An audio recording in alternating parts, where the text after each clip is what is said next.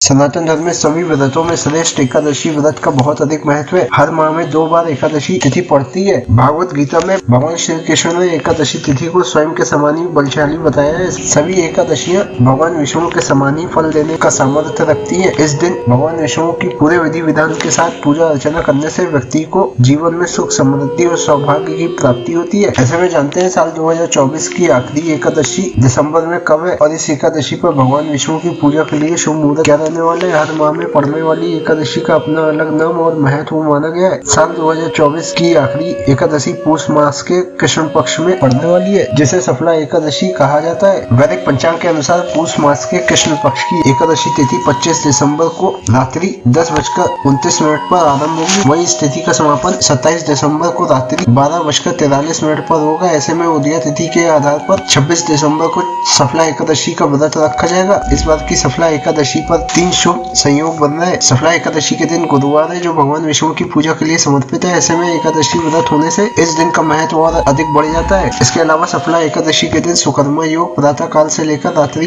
10:42 तक रहेगा। उसके बाद से धरती योग बनेगा, जो अगले दिन पारण के समय भी होगा। व्रत के दिन स्वाति नक्षत्र प्रातः काल से लेकर सायकाल 6:09 तक रहेगा। इसके बाद से विशाखा नक्षत्र है। एकादशी व्रत का पारण 27 दिसंबर को किया जाएगा। 27 दिसंबर शुक्रवार को प्रातः 7:09 से प्रातः 8:49 तक व्रत का पारण किया जाएगा। एकादशी व्रत का पारण द्वादशी तिथि समाप्त होने से पहले करना आवश्यक होता है। यदि द्वादशी तिथि सूर्योदय से पहले समाप्त हो गई हो तो एकादशी व्रत का पारण सूर्योदय के बाद ही करना चाहिए। एकादशी व्रत का पारण के लिए सबसे उपयुक्त समय प्रातः काल होता है। इस दिन संपूर्ण विधि और उचित सामग्री के साथ पूजा करना अत्यंत फलदायक होता है। एकादशी पर की जाने वाली पूजा में पूजन सामग्री उचित मात्रा में होनी आवश्यक होती है। एकादशी की पूजन सामग्री में चौकी, पीला वस्त्र, गंगाजल, भगवान विष्णु की प्रतिमा, गणेश जी की प्रतिमा, अक्षत, जल का पात्र, पुष्प, माला, मौली या कलावा, जनेऊ, धूप, दीप, हल्दी, कुमकुम, चंदन, अगरबत्ती, तुलसी दल, पंचामृत, मिष्ठान, ऋतुफल, घर में बनाया गया नैवेद्य आदि को शामिल किया जाता है। इस सामग्री के द्वारा एकादशी के दिन भगवान विष्णु की विधिवत पूजा की जाती है।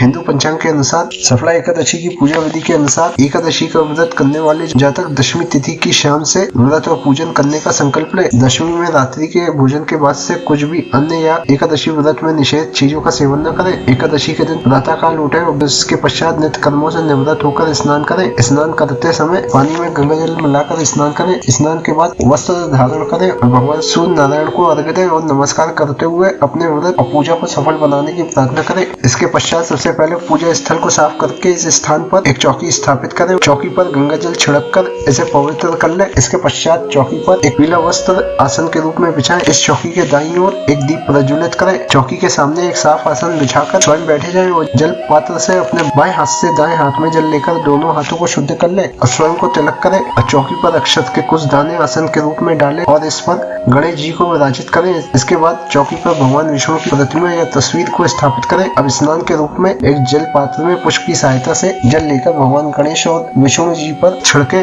भगवान गणेश को हल्दी, कुमकुम, अक्षत और चंदन से तिलक करें। इसके पश्चात वस्त्र के रूप में गणेश जी को जनेऊ अर्पित करें। इसके बाद गणेश जी को पुष्प अर्पित करके उन्हें नमस्कार करें। भगवान विष्णु को रोली चंदन का तिलक करें। कुमकुम, हल्दी, अक्षत भी चढ़ाएं। इसके पश्चात भगवान विष्णु का ध्यान करें, उनकी विधिवत पूजा करें। पूजा में भगवान विष्णु को चंदन, तुलसी दल, धूप, दीप, फल और मिठाई का भोग अर्पित करें। भगवान विष्णु के मंत्रों का जाप करें। एकादशी के दिन विशेष रूप से तुलसी के पत्तों का पूजन करना अत्यंत लाभकारी माना जाता है। भगवान विष्णु को पंचामृत में तुलसी दल डालकर अर्पित करें, क्योंकि भगवान विष्णु को तुलसी अति प्रिय है। इसलिए भगवान विष्णु के भोग में तुलसी को अवश्य शामिल करें। गणेश जी को तुलसी अर्पित न करें। भगवान विष्णु को भोग में मिष्ठान, पंचामृत, पंजीरी और ऋतुफल अर्पित करें। विष्णु सहस्त्रनाम, श्री हरि स्तोत्रम और विष्णु चालीसा का पाठ करें। इसे मंदिर के माध्यम से भी सुना जा सकता है। ओम नमो भगवते वासुदेवाय मंत्र का जाप करते हुए श्री हरि को पुष्प, जनेऊ और माला अर्पित करें। एकादशी के दिन रात्रि जागरण करके भगवान विष्णु के भजनों का आयोजन करें। पूजा के बाद स्वयं प्रसाद ले और सबको प्रसाद का वितरण करें। द्वादशी तिथि पर ब्राह्मण को भोजन करवाकर और दान दक्षिणा देकर स्वयं भोजन ग्रहण करें। सफला एकादशी सभी कार्यों को सफल करने वाली है। कल्याण और सौभाग्य प्रदान करने वाली इस एकादशी के महत्व के अनुसार इस व्रत को करने से विभिन्न महत्वपूर्ण कार्यों में आने वाली अटकलें और मुसीबतें दूर होती है, जिससे व्यक्ति के हर काम बिना किसी बाधा के पूर्ण होते हैं। पौराणिक मान्यताओं के अनुसार सफला एकादशी व्रत के प्रभाव से मिलने वाले पूर्ण फल मनुष्य के 5 सहस्त्र